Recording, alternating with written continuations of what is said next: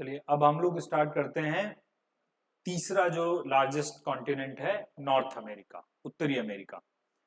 और north America बहुत important continent है, न्यू वर्ल्ड के नाम से जाना जाता है ना। सबको पता है कि जब न्यू वर्ल्ड बोला जाता है तो इसका मतलब नॉर्थ अमेरिका कॉन्टिनेंट की बात हो रही है, महाद्वीप की बात हो रही है। एरिया वाइज तीसरा सबसे बड़ा कॉन्टिनेंट है। एशिया और अफ्रीका के बाद में आता है नॉर्थ अमेरिका, उत्तरी अमेरिका। ये तो सबको पता है। दो तीन हिस्टोरिकल चीजें कि नॉर्थ अमेरिका अमेरिका की खोज कोलंबस ने की थी 1492 में, 1492 में। और एक इटालियन ट्रेवलर था, सेलर था, अमेरिको वेस्पुकी, उसके नाम से अमेरिका नाम पड़ा था इनका। अमेरिको VESPUCCI, वेस्पुकी, उसके नाम से इस कॉन्टिनेंट को अमेरिका नाम दिया गया। दक्षिण अमेरिका हम लोग पढ़ चुके हैं। उत्तरी अमेरिका में सबसे पहली चीज तो देखनी कि आता क्या क्या है उत्तरी अमेरिका में। देखो उत्तरी अमेरिका में इतनी सारी चीजें आएंगी जो हम मार्क करने जा रहे हैं। एक आइलैंड है ग्रीनलैंड, ये दुनिया का सबसे बड़ा आइलैंड है, ये आएगा। कनाडा आएगा, अमेरिका आएगा, मैक्सिको आएगा। ये चार तो बड़े एरिया हो गए जिसमें तीन ये बड़े देश हैं। ग्रीनलैंड डेनमार्क के कंट्रोल में है, ठीक है, कोई अलग सा देश नहीं है, ये डेनमार्क का ही हिस्सा है, जो डेनमार्क यूरोप में हमने पढ़ा था, ठीक है, उसका हिस्सा है ग्रीनलैंड। तो तीन ये बड़े कंट्री आ गए, Canada, United state America USA और मैक्सिको। इसके बाद में यहां पर नीचे आओगे तो यहां पर आएंगे ये 7 कंट्रीज जो हैं जिनको सेंट्रल अमेरिका बोला जाता है। 7 देश, Belize, Guatemala, El Salvador, Honduras, Nicaragua, Costa Rica और पनामा। पनामा मैंने बताया था, पनामा एस्थुमस जो है यही साउथ अमेरिका महाद्वीप और नॉर्थ अमेरिका को अलग करता है। तो ये सेंट्रल अमेरिका के 7 देश आ गए। तीन ये हो गए, 3 देश ये हो गए थे, 3 10, ठीक है। और एक ग्रीनलैंड हो गया था। और फिर यहां पर कैरिबियन सी है, कैरिबियाई सागर। कैरिबियन सी के पास में बहुत छोटे छोटे आइलैंड्स हैं जिसमें कुछ तो बड़े हैं, जैसे क्यूबा है, जमैका है, हैती है, डोमिनिकन रिपब्लिक है, प्यूर्टोरिको है। इसको छोड़कर बहुत सारे छोटे छोटे आइलैंड्स हैं। इन सबका ग्रुप आ गया तो इन सबको कैरिबियन द्वीप के नाम से जानते हैं, कैरिबियन आइलैंड के नाम से जानते हैं, ठीक है। तो टोटल मिलाकर नॉर्थ अमेरिका कॉन्टिनेंट में यूनाइटेड नेशंस के अकॉर्डिंग, संयुक्त राष्ट्र संघ मानता है के अकॉर्डिंग 23 कंट्रीज हैं, 23 देश हैं उत्तरी अमेरिका महाद्वीप। जैसे दक्षिणी अमेरिका में 12 कंट्री थे, एक फ्रेंच गुयाना जो था वो फ्रांस के कंट्रोल में था, ठीक है। तो यहाँ पर 23 कंट्रीज हैं जो हमें पढ़ने हैं। और बेसिकली इसमें है यही जो हमें पढ़ने हैं, कनाडा, यूएस और मैक्सिको के बारे में, जो काम की चीजें। अच्छा एक चीज देखो यहां पर इसके बारे में, इस नॉर्थ अमेरिका कॉन्टिनेंट के उत्तर में क्या है, आर्कटिक सी, आर्कटिक महासागर। इसके बाद में इसके इधर वेस्ट की तरफ क्या है, पैसिफिक सी। ऊपर आर्कटिक है, इधर पैसिफिक प्रशांत महासागर है। ईस्ट में अगर आप आओगे तो यहाँ पर अटलांटिक है। अटलांटिक में एक लैब्राडोर सी है, ये यहाँ पर, ये अटलांटिक ओशन है पूरा, लैब्राडोर सी। और यहीं पर एक सरगासो सी है। ये दोनों अटलांटिक के पार्ट हैं, मिल जाएंगे सबको। ये क्वेश्चन पूछा गया है, असिस्टेंट कमांडर में पूछा गया था, सरगासो सी किस महासागर का हिस्सा है। तो फिर से ये चीज याद रखनी, ये अटलांटिक ओशन का हिस्सा है। जैसे लैब्राडोर सी ये भी इसका है, अटलांटिक का पार्ट है, इस साइड में अटलांटिक है इनके, ठीक है। और नीचे ये यहाँ पर कैरिबियन सी है, ये कैरिबियाई सागर है ये वाला। तो ये तो नॉर्थ अमेरिका कॉन्टिनेंट के बाहर बाहर की चीजें हो गई जो हमें पता होनी चाहिए कॉन्टिनेंट है। अब हम लोग स्टार्ट करते हैं इस कॉन्टिनेंट के बारे में। तो शुरुआत वहीं ग्रीनलैंड से ही हम कर लेंगे। यहाँ पर ग्रीनलैंड इंपॉर्टेंट भी है और कुछ एक दो बस पॉइंट है ग्रीनलैंड के बारे में। देखो ये ग्रीनलैंड आइलैंड है, ये दुनिया का सबसे बड़ा आइलैंड है, लार्जेस्ट आइलैंड। वैसे लार्जेस्ट है तो ऑस्ट्रेलिया, लेकिन ऑस्ट्रेलिया को एक महाद्वीप ही मान लेते हैं, इसलिए ग्रीनलैंड को ही माना जाता है दुनिया का सबसे बड़ा आइलैंड, द्वीप। और ये डेनमार्क के कंट्रोल में है, ठीक है। अब ये ग्रीनलैंड जो है, इधर ये कनाडा के आइलैंड शुरू, तो ग्रीनलैंड को कनाडा से अलग करती है डेविस की खाड़ी, डेविस स्ट्रेट। बहुत पूछी जाती है ये, डेविस स्ट्रेट, डेविस की खाड़ी। डेविस स्ट्रेट ग्रीनलैंड और कनाडा को अलग करती है। अच्छा कनाडा के ये आइलैंड जो है ये बैफिन आइलैंड के नाम से जानते हैं, बैफिन द्वीप, फिर से इंपॉर्टेंट है। या तो ऐसे पूछ लेंगे, डेविस की खाड़ी ग्रीनलैंड और बैफिन आइलैंड को अलग करती है, या ग्रीनलैंड और कनाडा को अलग करती है। डेविस स्ट्रेट इंपॉर्टेंट खाड़ी हो गई, डेविस की खाड़ी।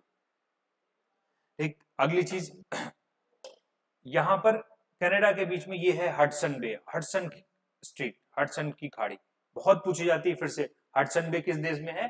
कनाडा में है, मार्क करनी है सबको। यहाँ पर ये जगह एक देखो, यहाँ पर ये लेब्राडोर सी है, यहाँ पर एक जगह बनी है न्यू फाउंडलैंड, बहुत इंपॉर्टेंट जगह, क्योंकि यहाँ पर ऐसे एक करंट बहती है, ये कोल्ड करंट है लेब्राडोर, और एक हॉट करंट जाती है गल्फ स्ट्रीम।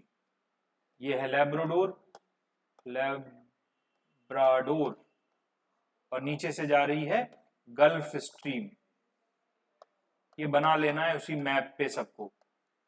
और इस जगह पर मिलती है न्यू फाउंडलैंड, जो कनाडा में है, कनाडा के कंट्रोल में, कनाडा के कंट्रोल में। इस जगह को ग्रैंड बैंक के नाम से जानते हैं, सबने सुना होगा ग्रैंड बैंक, मतलब ये यहाँ पर दुनिया की का सबसे बड़ा ये फिशरीज ग्राउंड है, मछलियों का क्षेत्र। और ये बैंक मछलियों का बैंक, मतलब बहुत ज्यादा मछलियां पाई जाती हैं, क्योंकि ठंडी जलधारा ऊपर से आ रही है कोल्ड, और नीचे से वार्म करंट जा रही है हॉट करंट।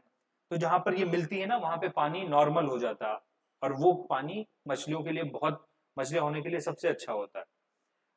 इस वजह से इसको ग्रैंड बैंक के नाम से आते हैं। बहुत पूछते हैं ग्रैंड बैंक किस जगह को बोला जाता है, न्यू फाउंडलैंड को। कौन सी दो करंट मिलती है आके, लेब्राडोर और गल्फ स्ट्रीम, कौन सी कैसी करंट है, वो कोल्ड है ये नहीं, ये वार्म है। ऊपर से जो पोल से आएंगी वो कोल्ड ही होंगी, जो इक्वेटर से बहेंगी भूमध्य रेखा से जाएंगी वो वार्म ही होंगी, गर्म होंगी। तो ये न्यू फाउंडलैंड हो गया के बारे में हमारा, ठीक है। बैफिन आइलैंड्स हो गए हमारे, हडसन बे हो गई।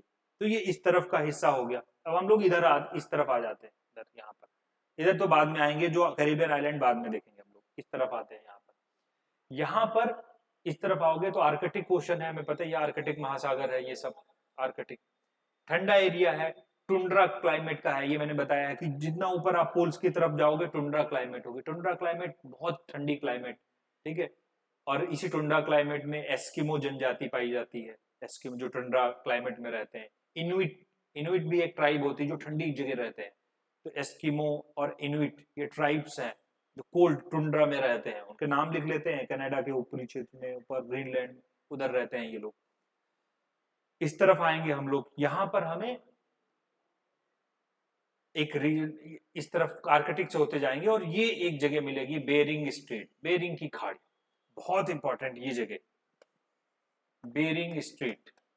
बेरिंग स्ट्रेट क्या करती है, नॉर्थ अमेरिका कॉन्टिनेंट को एशिया से अलग करती है। इधर अगर आप आओगे ना तो एशिया स्टार्ट हो जाएगा, एशिया शुरू हो जाएगा। अगर आप कोई ऐसे मैप देखो, ये वाला यहां पर बना हुआ है, ये है बेरिंग की खाड़ी, ये पूरा नॉर्थ अमेरिका कॉन्टिनेंट है। ऊपर रूस का हिस्सा शुरू हो जाता है, एशिया, एशिया या रूस, रशिया। तो ये क्वेश्चन बहुत पूछा जाता है कि नॉर्थ अमेरिका कॉन्टिनेंट को एशिया से अलग करने वाली खाड़ी Bering Strait, North America continent को रूस से अलग करने वाली खाड़ी कौन सी है, बेरिंग की खाड़ी। बेरिंग स्ट्रेट इस वजह से बहुत इंपॉर्टेंट है, पूछी भी जाती है। और इंटरनेशनल डेट लाइन जो हम लोग पढ़ते हैं ज्योग्राफी में, अंतरराष्ट्रीय दिनांक रेखा, 180 डिग्री 180 डिग्री लॉन्गिट्यूड, ठीक है, east longitude, 180 degree east longitude जो लाइन है, इंटरनेशनल डेट लाइन, वो भी यही बेरिंग खाड़ी से होकर निकल के जाती है, ठीक है। तो ये बेरिंग स्ट्रेट हो गया। और फिर हम इधर आ गए, इस साइड में अपने आ गए।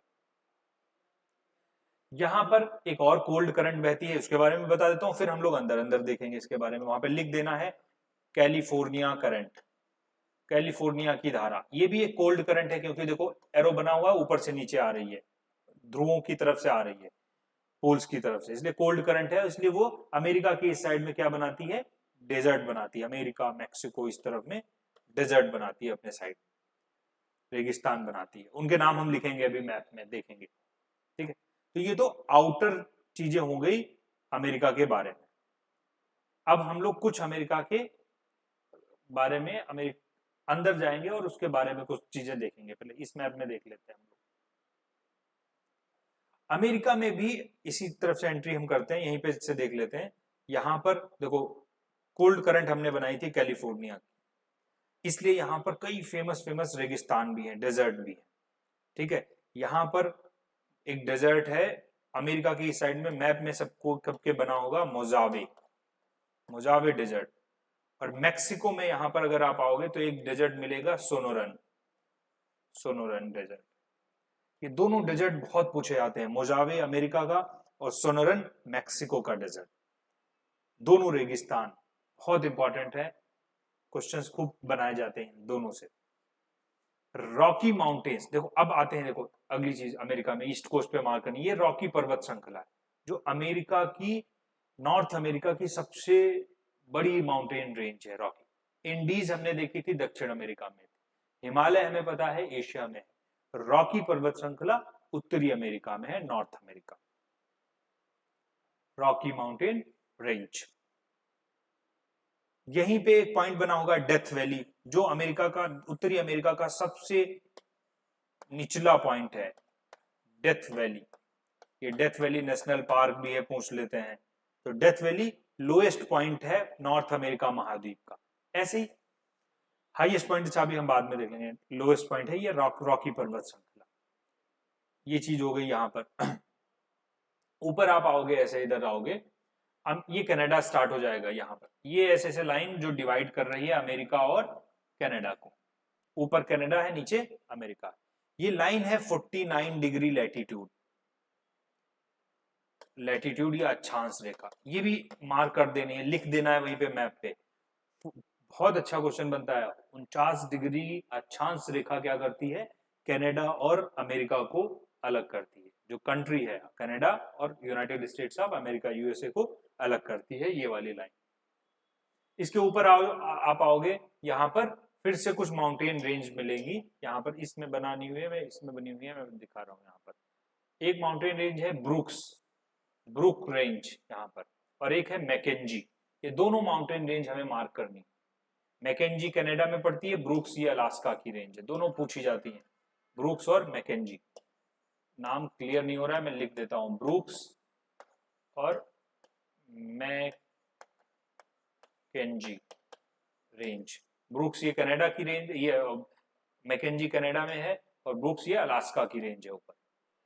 यही अलास्का में ही एक माउंटेन पीक है, डेनाली नाम है उसका, माउंट डेनाली, जो पूरे उत्तरी अमेरिका महाद्वीप की सबसे ऊंची चोटी है, 6190 मीटर।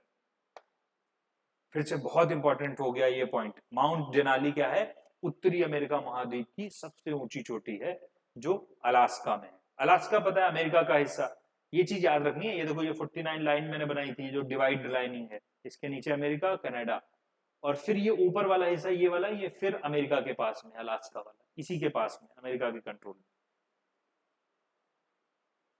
और ये बॉर्डर वाली लाइन बहुत काम की होती है, 49 डिग्री लाइन जो मैंने अभी बनाई थी, 49 डिग्री लाइन। ऐसे ही चलो वो बाद में बता देता हूं, पहले उतनी चीजें आप मार्क। ये हो गया, रॉकी माउंटेन रेंज हो गई हमारी। अमेरिका में कुछ और माउंटेन रेंजेस हैं, ठीक है। ये माउंटेन रेंजेस में पहले आपको एक मैप दिखा के मार्क करना है सबको, ये यहाँ पर इस मैप में, ये वाला, इस वाले मैप में माउंटेन रेंज ऐसे मार्क करनी है। देखो मैंने बताया कि ब्रुक्स रेंज अभी मार्क कर ली हमने, अलास्का वाली, रॉकी मार्क कर ली, रॉकी पर्वत श्रृंखला यहाँ पर मार्क कर ली, ठीक है। अमेरिका के ईस्ट कोस्ट पर, पूर्वी एरिया पर अपलेशियन माउंटेन्स हैं, फिर से बहुत इंपॉर्टेंट माउंटेन्स, अपलेशियन माउंटेन्स मिल जाएंगे, अपलेशियन माउंटेन्स, ये ईस्ट कोस्ट पर है, रॉकी पर्वत श्रृंखला वेस्ट कोस्ट पर है।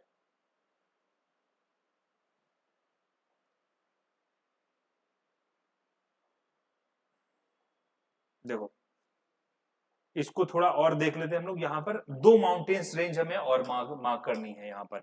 एक है सियरा नेवाडा जो अमेरिका में है, यूएसए में है, और एक है सियरा मैड्रिस, ये मैक्सिको में है, मैक्सिको, मैक्सिको में, MEXICO, मैक्सिको में, सियरा नेवाडा और सियरा मैड्रिस। ये फिर ये भी पूछी जाती हैं। अच्छा ये क्वेश्चन बड़ा अच्छा क्वेश्चन बनता है, कई बार पूछा भी गया, नाम दे देंगे, सीरा नेवाडा, सीरा मेड्रेस, ब्रूक्स, एप्लिशियन, इनमें से कौन सी यूएसए में नहीं है?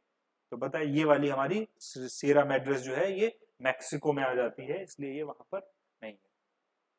तो ये माउंटेन 4-5 है जो हमने मार्क कर लिए यहाँ पर।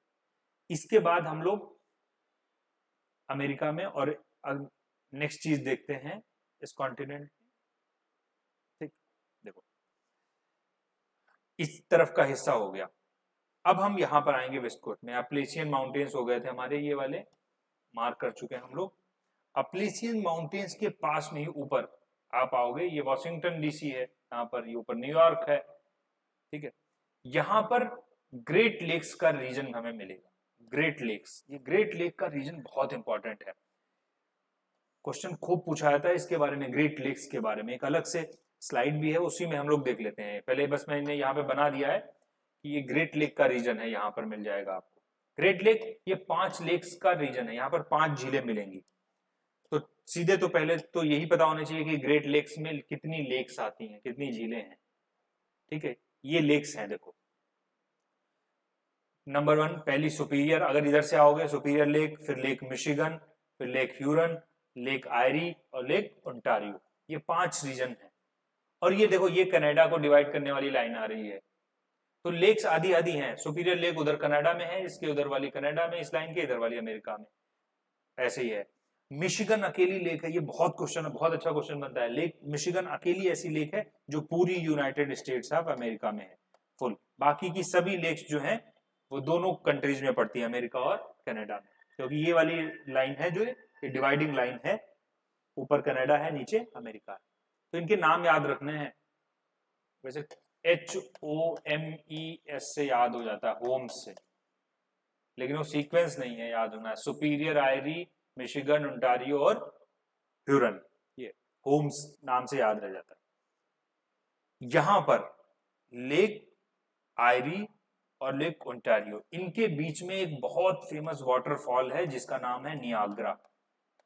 बहुत फेमस दुनिया का टूरिस्ट प्लेस नियाग्रा वाटरफॉल किन 2 लेक्स के बीच में स्थित है? बहुत अच्छा क्वेश्चन और खूब पूछा जाता है। लेक आयरी और लेक ओंटारियो के बीच में नियाग्रा वाटरफॉल। तो ये 5 लेक्स हो गई। ग्रेट लेक्स में ये 5 आती हैं। अच्छा एक चीज और, इसको भी कंफ्यूजन क्रिएट होता है तब जब कुछ लेक्स हमें और मिलेंगी और उनके नाम के आगे ही लेक ग्रेट लगा होगा, लेकिन वो ग्रेट लेक का हिस्सा नहीं होंगी। जैसे जब आप कनाडा में देखोगे तो यहाँ पर मिलेगी एक ग्रेट स्लेव लेक, एक मिलेगी Great Bear Lake. Great Great लगा देना, लगा होगा बियर, ग्रेट स्लेव, लेकिन वो ग्रेट लेक का हिस्सा नहीं है। ग्रेट लेक में ये 5 लेक आती थी जो मैंने नाम लिखा था HOMES, ये 5 लेक्स आती हैं, जबकि जिनके नाम के आगे ग्रेट ग्रेट लगा है वो ग्रेट लेक का हिस्सा नहीं है, याद रखना है, वो कनाडा में है। तो कनाडा की 2 लेक हो गई, ग्रेट बियर, ग्रेट स्लेव। 2 और हमें मार्क, एक है यहाँ पर बड़ी फेमस लेक है लेक विनीपेग, वो मार्क कर लेनी है, ठीक है। तो बस एक ही करते हैं, ज्यादा नहीं मार्क करते हैं, ये वाली तो विनीपेग लेक हो गई इसके बारे में।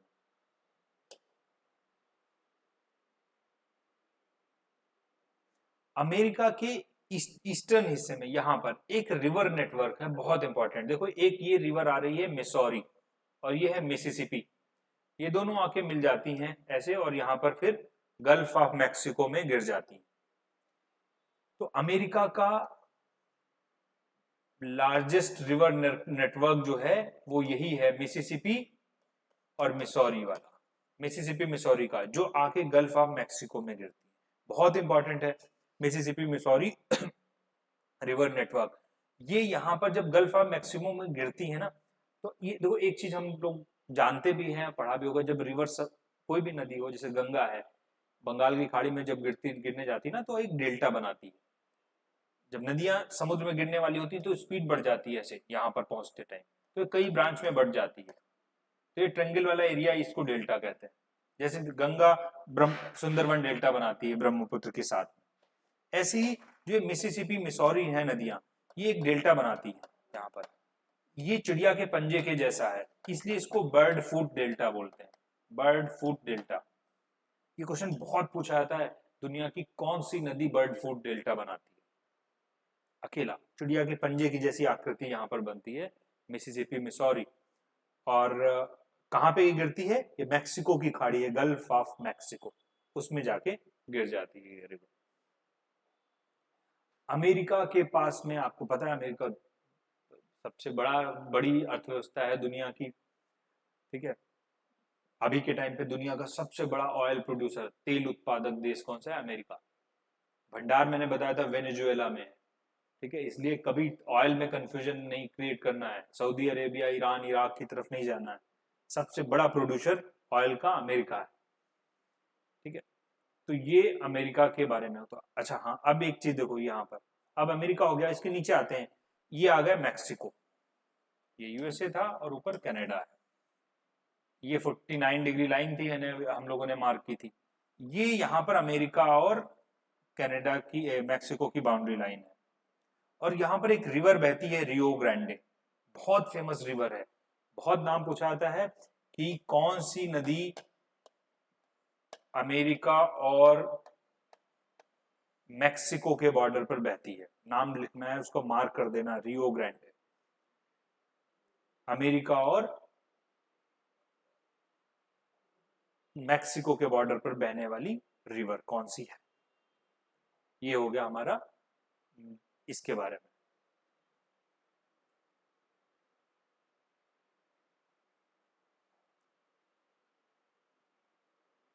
लेक्स हो गई, माउंटेन्स हो गया। अब इसके बाद हम लोग इसके नीचे वाले हिस्से पे आएंगे। देखो अमेरिका के, मैक्सिको के नीचे उतरेंगे हम लोग, इधर आएंगे, और यहाँ पर ये वाला हिस्सा है सेंट्रल अमेरिका का। पहले इसके बारे में देखते हैं, फिर हम कैरिबियन के बारे में देखेंगे। इसके बारे में दो छोटे छोटे हिस्से हो गए।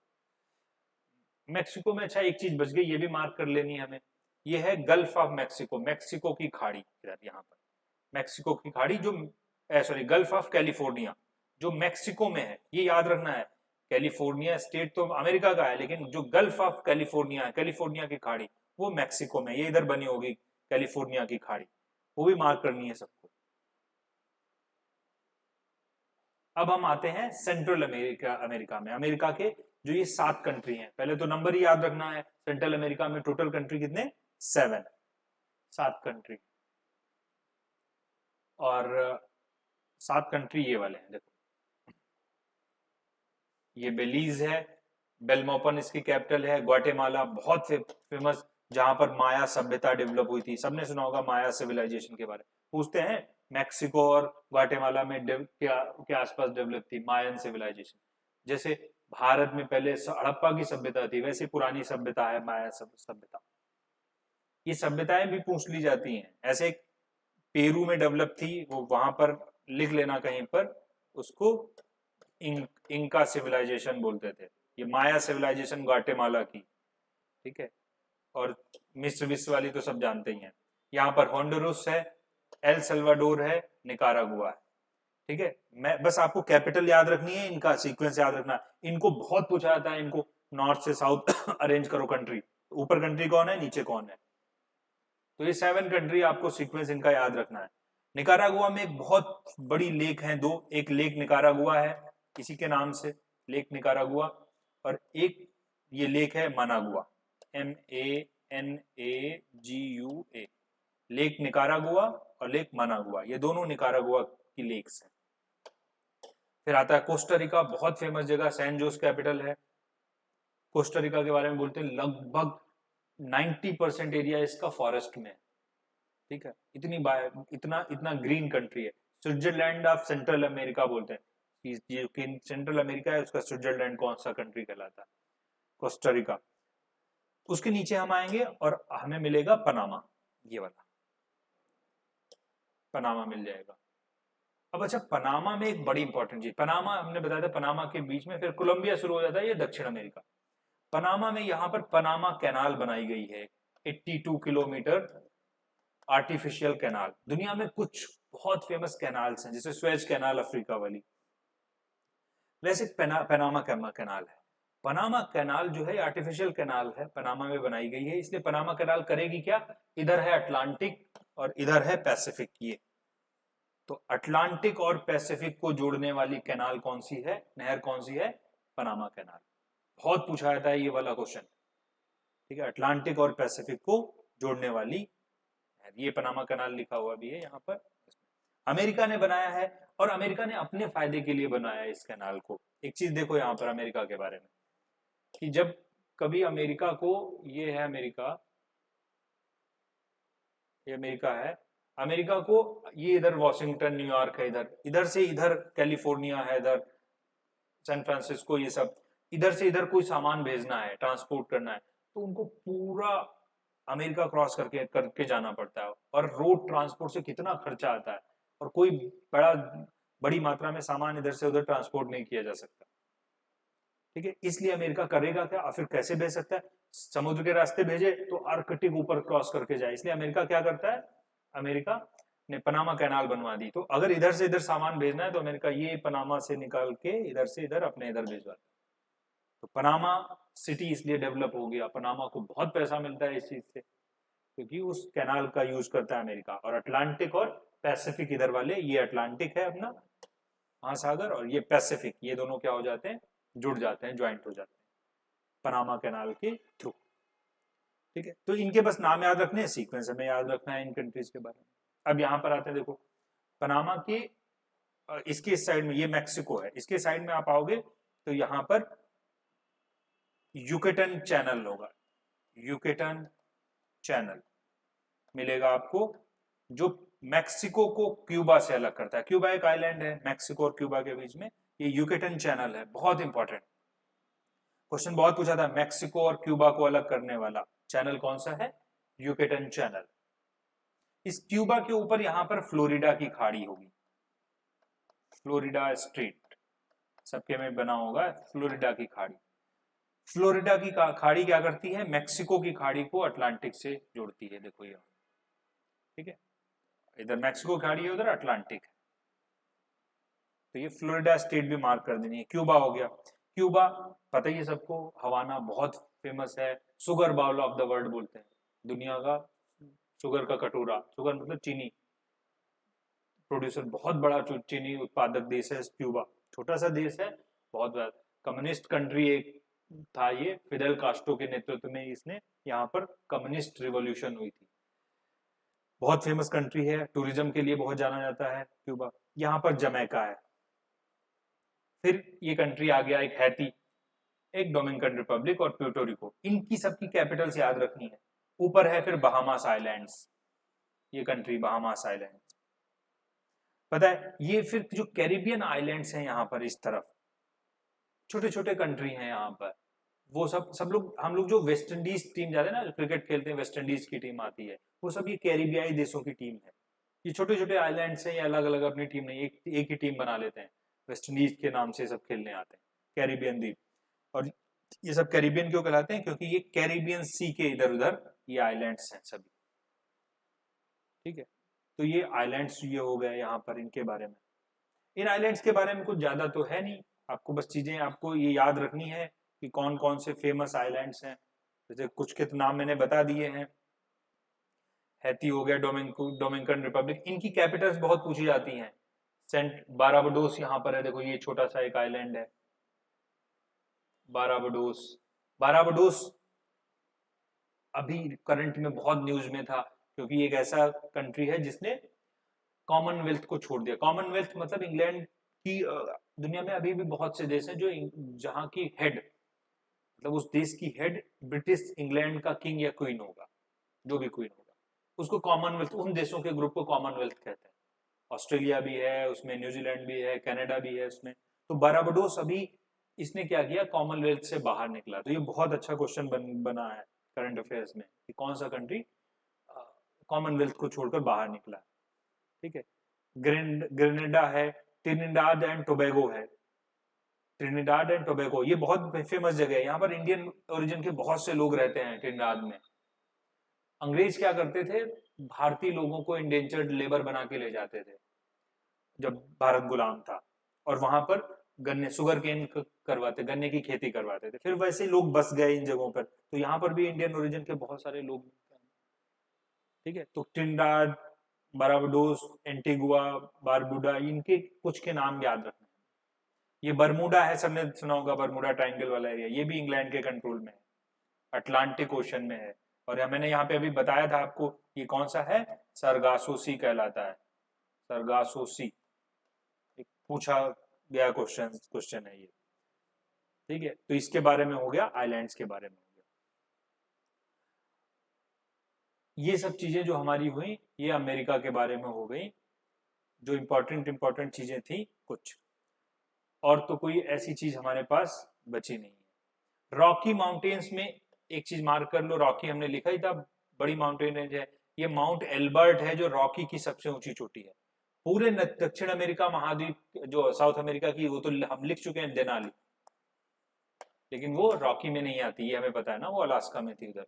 तो अगर कभी सिर्फ पूछे रॉकी माउंटेन की हाईएस्ट पीक, तो माउंट एल्बर्ट, ELBERT, एल्बर्ट, ये हो गई। तो ये चीजें हो गई हमारी नॉर्थ अमेरिका कॉन्टिनेंट के बारे में। अब तो कोई ऐसी चीज नहीं बची जो हमें मार्क करनी हो। माउंटेन रेंज हो गई, लेक्स हो गई, ग्रेट लेक्स हो गई, सेंट्रल अमेरिका हो गया, हमको सीक्वेंस से देखना था। ये कैरिबियन कंट्री आइलैंड, ये वाला मैप अच्छा था, देखो जो हमने देखा। ये कैमन आइलैंड है, एक कैमन आइलैंड बहुत न्यूज में रहता है। टैक्स हेवन आइलैंड है, टैक्स हेवन कंट्री है, पता है टैक्स हेवन मतलब जहां पर लोग अपना जाके ब्लैक मनी रखते जाके हैं, मनी लॉन्ड्रिंग करते हैं, कैमन आइलैंड में। ऐसे पनामा पेपर लीक हुए थे पनामा में, ये छोटे छोटे कंट्री हैं, इन लोगों ने टैक्स हेवन बना रखा है कि कोई भी देश के लोग आके यहाँ पर अपना पैसा डिपॉजिट कर लें, और वो किसी को जानकारी भी नहीं देते हैं, टैक्स बहुत कम लेते हैं, ना के बराबर, कुछ तो लेते ही नहीं है टैक्स हेवन, और वो पैसा इनके पास होता है, उसका यूटिलाइज करते हैं पैसा। बड़े लोग करप्शन कर करके अपने देशों से वहां जाके रखते हैं पैसा। तो कैमन आइलैंड एक ऐसा है, हवाना हो गया, हैती हो गया, ये सब जो हमारे कैरिबियन आइलैंड्स हैं वो सब है। ठीक है, तो ये हमारा हो गया नॉर्थ अमेरिका कॉन्टिनेंट के बारे में। ठीक, इसके बाद हमारे दो कॉन्टिनेंट बचे, अफ्रीका और एशिया।